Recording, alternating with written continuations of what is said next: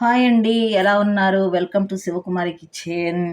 ఈరోజు మనము పెరుగు చట్నీ తయారు చేసుకుందామండి. ఈ పెరుగుతో మనము పెరుగు చట్నీ చేసుకున్నామంటే చాలా చాలా రుచిగా ఉంటుంది. ఈరోజు ఎలా తయారు చేసుకోవాలో చూద్దాము.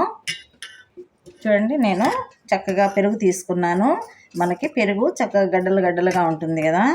ఈ పెరుగుని చక్కగా కొంచెం ఈ గడ్డలు లేకుండా చక్కగా చిలికేసుకుందాము.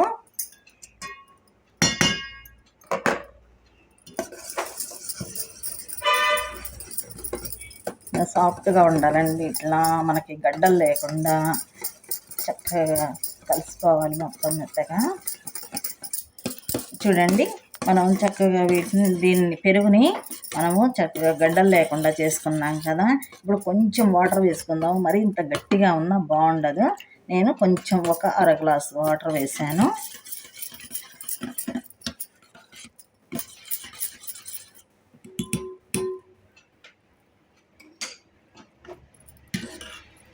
చూడండి, ఇలా ఉండాలన్నమాట. జారుగా ఉండాలి. గట్టిగా ఉంటే బాగుండదు. ఇలా జారుగా ఉంటుంది. ఇప్పుడు ఈ పెరుగు చట్నీ ఎలా తయారు చేసుకోవాలో చూద్దాం. దీనిలోకి ఏమేం కావాలో చూపిస్తాను. చూడండి, ఉల్లిపాయ కట్ చేసి పెట్టుకున్నాను. పచ్చిమిరపకాయలు 2-3 కట్ చేసి పెట్టాను. అలాగే అల్లం కూడా కొంచెం చిన్న చిన్న ముక్కలుగా కట్ చేసి పెట్టాను.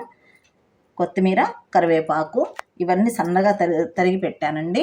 ఇప్పుడు పోపు చేసి చూడండి, స్టవ్ వెలిగించాను, ప్యాన్ పెట్టాను. ఇప్పుడు ఆయిల్ వేసాను. చూడండి, ఈ మాత్రం ఆయిల్ సరిపోతుంది. ఇప్పుడు ఆయిల్ హీట్ అయిపోయింది. ఇప్పుడు పోపు గింజలు వేసాను. చక్కగా చిటపట్లాడుతున్నాయండి.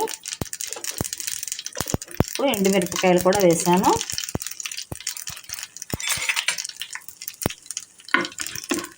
ఇవన్నీ కూడా చిటపట్లాడుతూ చక్కగా వేగిపోయాయి.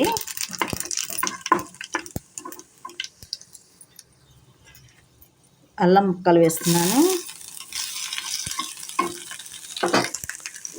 ఇప్పుడు పచ్చిమిరపకాయ ముక్కలు వేస్తాను. చూడండి, పోపు వేగంగానే అల్లం ముక్కలు, పచ్చిమిరపకాయ ముక్కలు, ఉల్లిపాయ ముక్కలు వేసాను.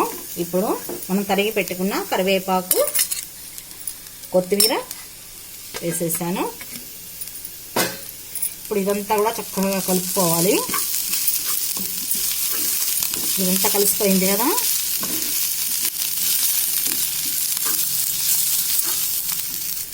కాస్త ఇంగు వేస్తున్నాను.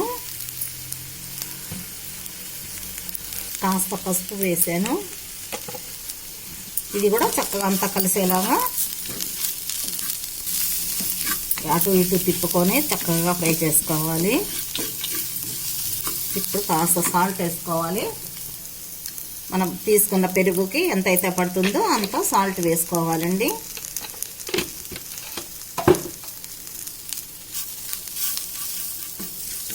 ఇప్పుడు పోపు వేగిపోయింది. పోపుని కొంచెం చల్లార్చుకొని ఒక 5 నిమిషాల పాటు పక్కన పెట్టేసి ఇప్పుడు పోపుని పెరుగులో వేసేస్తున్నాను.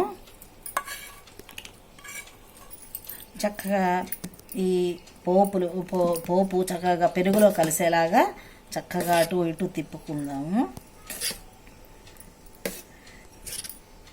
చూడండి, పెరుగు చట్నీ రెడీ అయిపోయింది. అసలు ఎంత బాగుంటుందంటే అంత బాగుంటుంది.